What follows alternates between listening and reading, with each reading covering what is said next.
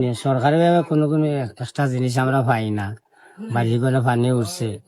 পানি এবার আমাদের উঠানে পানি, এই পানি এখন কমে না, খালি দিন দিন বাড়তে আছে। এই যে বাঁশের ফুল দিয়া চলাফেরা করতাম।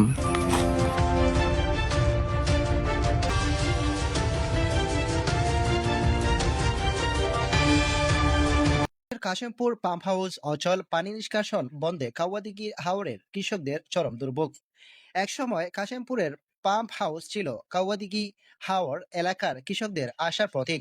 বর্ষা মৌসুমে এই পাম্প হাউসের মাধ্যমে হাওরের জমিতে জমে থাকা অতিরিক্ত পানি দ্রুত নিষ্কাশন করা হতো, ফলে হাজারো কৃষক ফসল রক্ষা পেত। কিন্তু বর্তমানে সেই পাম্প হাউস কার্যত অচল হয়ে পড়েছে, আর এর সরাসরি প্রভাব পড়েছে কাওয়াদিঘি হাওরের হাজারো কৃষকের জীবনে।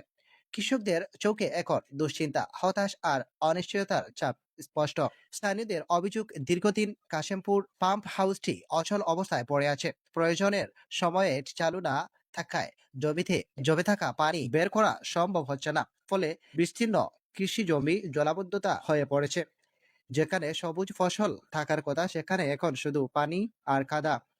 অনেক কৃষক সময়মতো জমি প্রস্তুত করতে পারছেন না, ফলে নতুন মৌসুমের চাষাবাদও অনিশ্চয়তার মুখে পড়েছে। কৃষকদের ভাষ্য, বছরের পর বছর তারা এই পাম্প হাউসের উপর নির্ভর করেই কি কৃষিকাজ করি করে মানো, আসছেন। আমার ঘরে পানি উঠিয়া গেছে, দুইটা তো পানি উঠিয়া গেছে। এখন আমরা কি করব? এখন খাওয়া থেকে বাড়ির করে পয়সে, এখন আমরা কি করবো? কিচ্ছু করতাম পারি না, বুঝছেন? সরকারি ভাবে কোনো কোনো একটা জিনিস আমরা পাই না, বাড়ি করে পানি উঠছে। এখন আমরা কি কোনো কৃষি তো করতাম পারি না, পানির দায় খরা দায় আছে, এটা পাইপ লাগাই তাহলে আইছে না পানি। এই যে পানির জন্য বাড়ি ঘরে চলাফেরা করতে পারতাম না। যে রাস্তাঘাটে পানি, এবার আমাদের উঠানে পানি, এই পানি এখন কমে না, খালি দিন দিন বাড়তে আছে। এই যে বাঁশের ফুল দিয়া চলাফেরা করতাম। এখন এটা পানি কিসের জন্য কমে না, বা মেশিন যে বয়াইল করাতে এটা পানি হিসেবে না কেন? আমাদের পানির কারণে আগে 2 বছর আমরা ক্ষেত গৃহস্থী করেছি, বা খরিয়া করে আরো আগে আইছি। এখন আজকে এবার আমরা ক্ষেত কামার আলিও দড়ি পালাচ্ছিলাম, সব খাইছি বানিয়ে। এবার আমরা কৃষি কথা আমরা খাইমুখী আর বাসমুখী। আর 6 বছর ধরে ক্ষেত গৃহস্থী করছি, এখন আজ 2 বছর ধরে ক্ষেত গৃহস্থী আমার কিচ্ছু করতে পারি নাই।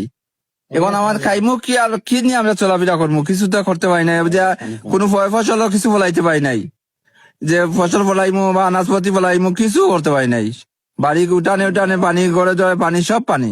যে ফসল ফলাইমু বা আনাজপাতি ফলাইমু, কিছু করতে পারি নাই। বাড়ি উঠানে উঠানে পানি, ঘরে জয় পানি, সব পানি। সময় এই মতো পানি না নামলে হাজার হাজার একর জমির আবাদ করা সম্ভব হবে না। এতে শুধু কৃষক নয়, পুরো এলাকার অর্থনীতির উপর নেতিবাচক প্রভাব পড়তে পারে। ক্যামেরা রাহিম, মৌলভীবাজার নিউজ 24।